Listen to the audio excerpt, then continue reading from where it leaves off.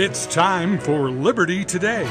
On today's program, Senate candidate Stace Nelson is here to answer the challenge and issue one too. Gordon Howie and Bob Ellis remember Benghazi, and immigrant Peter Videnka says America is still the greatest. All this and more on today's Liberty Today. South Dakota has a reputation for being conservative, and the Republican Party controls the state's political machinery.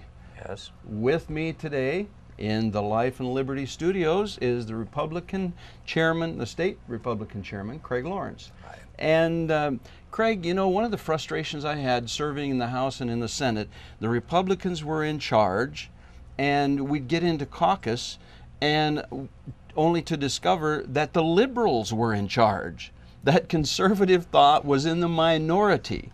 During my most recent campaign, one of the liberal candidates was quick to say how many bills he'd passed. Well, yes, they were largely moderate to left-leaning bills, and he had the muscle to do it because the Republican Party was controlled by the left wing. And so I'm just curious, as we sit here today talking, how you view winning if we elect Republicans who are moderate to left-leaning. Have we won or have we lost? Well, I would hope there wouldn't be any left-leaning Republicans. I'll tell you that. I mean, there are certain principles that we need to adhere to, and you know, I haven't been a legislator, so I haven't been in the lion's den like you have, so I don't know what it's like. But you know, no matter who we are in society, we always want to take the easy road, and the easy road is just please the people, give them more of this, give them more of that, and moral stands are always hard to take. You know, and doing what's right is never easy. And if you've had an experience where you've seen times that you believe that Republicans have caved in too much, I'm sorry for that.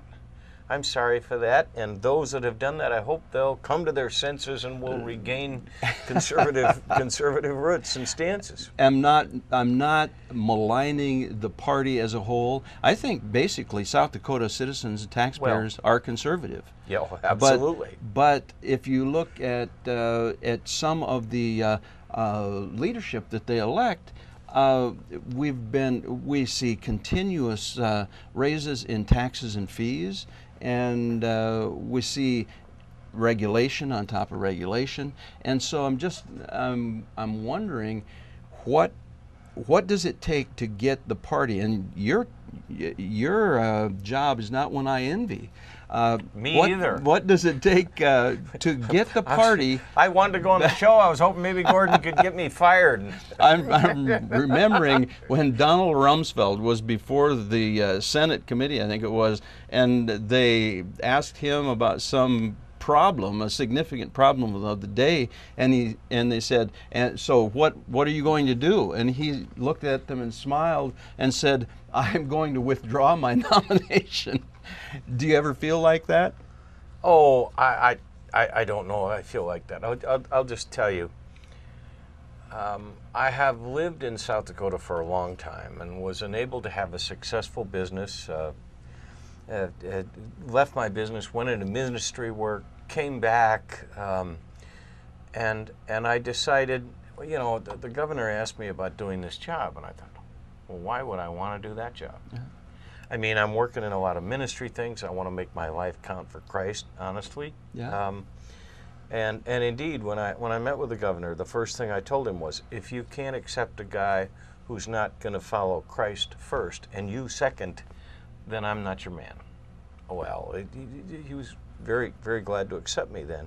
But the reason I got into this was because I know that there are many well-meaning, deeply compassionate, committed Christians within the Republican Party. And in the legislature, absolutely. I might add. And these, you know, we really have it good in that we have so many principled people. And I hope that we can, in a spirit of reconciliation and peace, work through these things. And I know that means just reconciling doesn't mean you just give up all the things that you believe in. But there are ways that we have to work together to take stands on these. And you're right, South Dakota is conservative. But what is conservative? We believe government ought to stay out of our hair, ought to not tax us too much. We agree that we ought to defend the rights of the unborn. I mean, there are certain things that we just agree on and we're going to stand on. How we get at tackling those is a matter of a lot of debate. And I'm not a legislator, so I'm not in that. Actually, I just want to go about, encourage people to stand strong and to be people of peace, because that's what we're required to be by our Lord. But he also, you know, said we have to defend the cause of the poor and the needy, so we'll do that. Well, I tell people sometimes I think my mission is twofold, and that's to make people uncomfortable and unhappy. And when you confront people, many times that's what you do. You make them, I think as a prophet, confronting David, and he pointed the finger at him and said, "Behold, you're the man." Yeah. And so there's a place for us to confront our friends and adversaries, both in and out of the party, isn't there? Yes, and I think that rumor mills and gossiping and things can tear at each other, and people get painted in ways that aren't fair. You know, we've got 4 people in the United States race for Senate right now, and I hope that they don't paint each other in ways that aren't true, because you know what?